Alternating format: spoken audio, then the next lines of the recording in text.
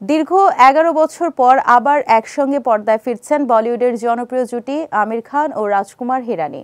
ভারতের সিনেমার জনক দাদা সাহেব ফালকের জীবনের ওপর নির্মিত একটি বায়োপিকে কাজ করতে চলেছেন তারা। ভারতীয় সংবাদ মাধ্যম টাইমস অফ ইন্ডিয়া থেকে জানা গেছে, চলতি বছরের অক্টোবর মাসে শুরু হবে সিনেমাটির শুটিং। থ্রি ইডিয়টস ও পিকে সিনেমার পর আবারও একসঙ্গে কাজ করতে যাচ্ছেন আমির রাজকুমার, যা সিনেমা প্রেমীদের জন্য নিঃসন্দেহে এক বড় খুশির সংবাদ।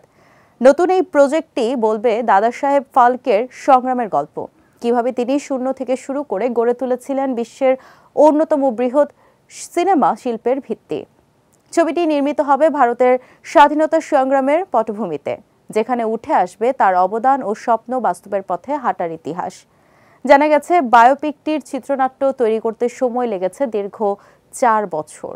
এই চিত্রনাট্যে কাজ করেছেন নির্মাতা রাজকুমার হিরানি, তার দীর্ঘদিনের সহযোগী অমিতাভ যোশী এবং লেখক হিন্দুকুশ ভারতবংশী ও আবিষ্কার ভারতবংশী।